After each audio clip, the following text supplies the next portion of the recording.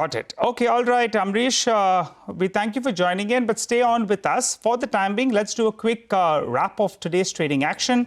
Well, it was a down day, no two ways about it, and the expiry-related factor did play out towards the end, and that's why the Nifty ended closer to around the low point of the day after being flattish for majority of the trading session. So Nifty goes home with a cut of close to around 60 points. However, on a closing basis, there'll be an average of the last 30 minutes or so.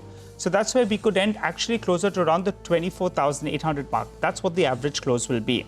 Stocks that didn't do well today. You had Adani Ports, Bajaj Finance, Shriram Finance, all of them for the top losers in today's trading session.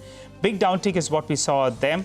And a couple of these tech names as well, like Tech Mahindra went home with a cut of close to around 2%.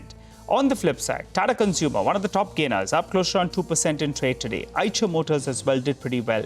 And Mahindra and Mahindra was another stock that was up 1.5%. From the IT pack, well, you had Wipro, that was actually an outlier. That went home with gains of close to around 1.5%.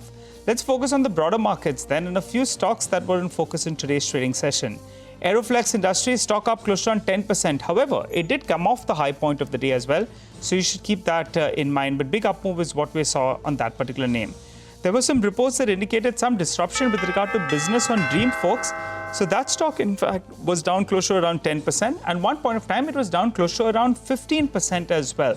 So Dreamfolks, did go home with a cut of close to around 9%. The management clarifies that none of those reports are true, but the street clearly was, rattled by that newspaper, that news report that we saw earlier today.